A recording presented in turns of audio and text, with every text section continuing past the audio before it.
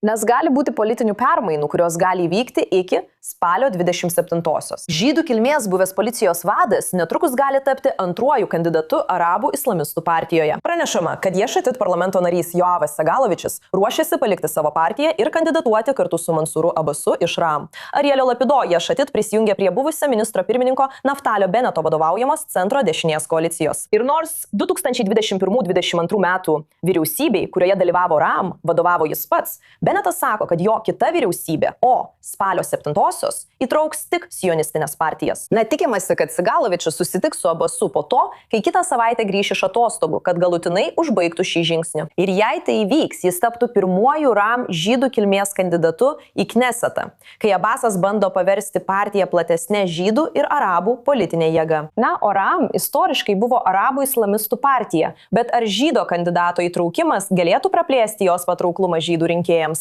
Ar visgi tai gali atbaidyti kai kuriuos arabų rinkėjus? Galbūt, bet Nikole, kas motyvuoja? Ir tai yra pats įdomiausias šio dalyko aspektas ir lengviausia dalis, kurią galima neteisingai suprasti. Joavos Segalovičiaus įtraukimas į partiją iš tikrųjų nėra skirtas tam, kad būtų gauti žydų balsai. Tai skirta gauti arabų balsus.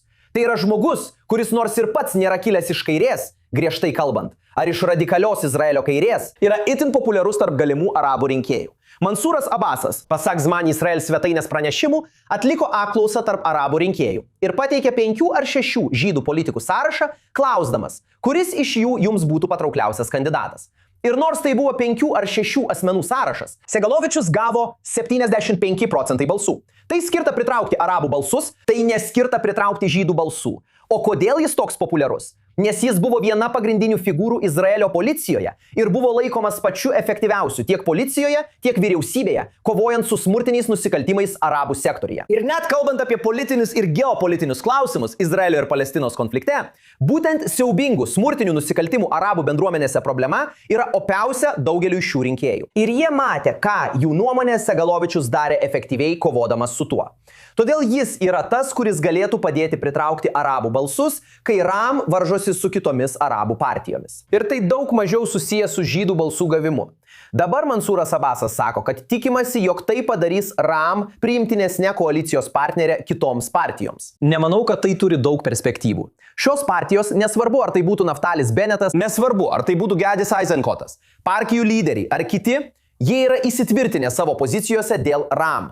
Ir nemanau, kad žydo kandidato paskirimas, net ir į antrąją vietą, net ir tokio gerbiamo žmogaus kaip Segalovičius, bus kažkas, kas pakeistų labai įsitvirtinusias tų partijų pozicijas. Tačiau kalbant apie arabų balsų gavimą, čia Mansuras Abbasas mano, kad tai gali būti veiksminga. Nors tu teisi, Nikole, kai kurie partijos rėmėjai svarsto, ar tai teisingas žingsnis, bet Abbasas tikisi, kad daug daugiau žmonių iš tikrųjų bus pritraukta šiuo žingsniu. Amirai, ar galėtum plačiau paaiškinti, ką čia sakė Uvenas? Daugelis partijų sąrašų iš anksto atsisakė prisijungti prie naujos vyriausybės su arabų partija, arba bent jau teigia, kad į naują vyriausybę eis tik su sionistinė partija. Jeigu RAM partijoje dabar atsirastų žydų įstatymų leidėjas, ar tai galėtų pakeisti kieno nors nuomonę? Džiaugiuosi, kad galiu nesutikti su Uvenu, nes kitaip būčiau buvęs nereikalingas. Niekada. Dabar daugiau niekada nepakviesite manęs į savo laidą.